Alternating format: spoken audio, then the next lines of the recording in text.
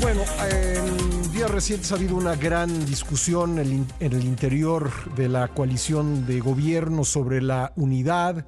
Ahí están las declaraciones de Ricardo Monreal, el coordinador de los diputados de Morena, diciendo que hay un riesgo de que se parta el movimiento por las reformas que se han hecho y que podrían aplicarse en 2027, refiriéndose a aquellas que en lo que toca a Morena, no así al PT y al Partido Verde, pues no se podrá, no podrá un familiar suceder a quien tiene el cargo público. Y hay varios gobernadores o aspirantes a gobernadores en Morena que pues estarían obstaculizados en sus pretensiones políticas por esa regla. Vamos a revisar qué está pasando dentro del partido del gobierno y también toda la discusión en torno de Adán Augusto López con el doctor Arturo Ponce Urquiza, politólogo catedrático de la UNAM. ¿Cómo estás, doctor? Me da gusto saludarte. ¿Qué tal? Muy buenos días. Siempre agradecido con tus amables invitaciones. Muy ¿Por buenos días a dónde, todos. por dónde empezamos, estimado Arturo, por estos llamados a la unidad y señalamientos de que podría caer en desunión la coalición de gobierno o por el tema de Adán Augusto? Tú elige. Si te parece, por la primera parte, lo que tú mencionaste es sobre lo del movimiento, y Sí. esto es bien interesante. Me voy a referir a lo siguiente. Cuando Morena se asume como un movimiento y no como un partido formalmente, o sea, Ujú. para las cuestiones legales, políticas, es un partido registrado ante el INE, pero ante la sociedad, ante sí mismos, son un movimiento, y eso es muy riesgoso, y me voy a explicar por qué.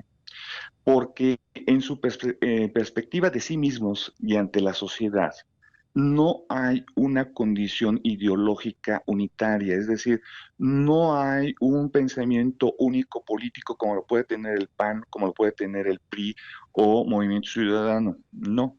Lo que estamos viendo, y lo hemos comentado en algunas otras ocasiones, son distintas facciones políticas, ideológicas más que nada, más que políticas, son ideológicas. Muchas nacidas del CEU, otras tantas más nacidas de lo que quedó de los participantes del movimiento del 68, desde Ujú. 68, otros más derivados de quienes fueron expulsados del PRI o que renegaron el PRI y también el PAN. Ujú. Por lo tanto, esa múltiple amalgama que hay de pensamientos y de corrientes ideológicas hoy están explotando. En el momento en que ellos configuren políticamente lo que quieren a través sí de su ideología, va a poder establecer más, ¿cómo decirlo? Líneas de conducción política, pero el problema es que hoy no las hay. El único que podía articular esas condiciones de movimiento era López Obrador. Y esto me acuerda mucho de Tito con la extinto Yugoslavia. Yugoslavia, Ujú. así es, Ujú. porque él podía articular desde su fuerza como líder político carismático todas las facciones que había al interior de esa nación. Ujú. Y eso le permitió mantener la cohesión de su movimiento político. Pero a su muerte, ¿qué pasó? Se desmembró y llegó a una guerra civil. ¿Estás diciendo que Esto no estoy Morena diciendo. podría balcanizarse, Arturo? Sí, Ujú. si no tienen los procesos de control, sí puede llegar a suceder eso, Ujú. porque lo que estamos viendo es que por un lado la presidenta trata de controlar la situación diciendo hay que tener mesura, hay que responderle a la sociedad como con ética a Ujú. través de la justa medianía. Hay otros que dicen, bueno, si yo tengo el dinero para poder vacacionar, pues lo voy a hacer. Yo tengo dinero, puedo comprar relojes de alta gama. Ujú. O sea, es decir, a mí no me interesa lo que diga fulano o sutano. Este es un tema que sí tienen que controlar y sobre todo desde la dirigencia de Morena no se ve precisamente quién tiene el control de dicho partido. ¿Es la presidenta? ¿Es el secretario de organización? ¿O son los líderes de la Cámara Baja y de la Cámara Alta? ¿Quién tiene verdaderamente el control de Morena? Y eso es un problema muy fuerte porque para el próximo año ya tienen que empezar a pensar Ujú. quiénes van a estar en las listas de los que van a renovar la Cámara Baja, quiénes van a ser sus candidatos a alcaldes, quiénes van a ser sus candidatos a la renovación también de las gobernaturas. Ujú. Y si no tienen claridad de ello, sí van a tener un problema que si puede la oposición aprovechar, lo van a intentar hacer. Sí, bueno, lo vimos en Veracruz, como desde la disputa interna por la candidatura, pues había problemas y hubo actos de violencia, ¿no? Así es. Ujú. Y aquí hay que agregarle otro elemento, Pascal, y es Ujú. la soberbia del poder, la soberbia de tener pleno control en el legislativo, en el ejecutivo y ahora también en el judicial. Y eso es gravísimo para un movimiento, reitero la palabra movimiento. En un partido político hay órganos de control que permiten consolidar el poder de dicha institución política, Ujú. pero aquí no los hay. Ujú. Y entonces la soberbia es el agregado de la cereza en el pastel, que es lo que estamos viendo, y eso sí es Sí. perjudicial. El problema no sería solamente que fue un movimiento cualquiera, es el que controla los destinos del país. Muy bien, Arturo. Permíteme hacer una pausa aquí y regresamos para seguir platicando un poco sobre los problemas de unidad dentro de Morena y el caso de Adán Augusto López. Si me permite, regresamos enseguida. Claro que sí. Volvemos en un momento. O crees que tendrá la Por el, capacidad el partido, el gobierno, el movimiento gobernante en asimilar estas situaciones? debe de hacerlo. Ujú. Aquí debe de hacerlo.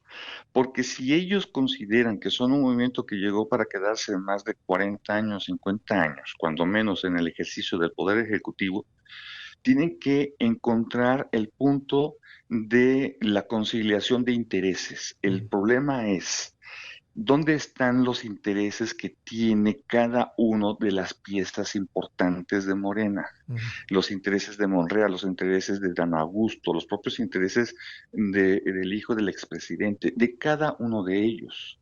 Ese es el punto clave, qué es lo que quieren y cuál es la visión del México de Morena que ellos pretenden que debe de quedar para la Ujú. posteridad y sobre todo del México que ellos piensan que debe de ser lo que le haga funcionar los próximos años de este siglo. Pero lo que no alcanzan a considerar, desde mi punto de vista, es que estamos metidos en una situación internacional mucho más compleja que la que pudiera haber vivido en su momento hasta el propio Lázaro Cárdenas Ujú. o Benito Juárez. ¿Por Claro. qué?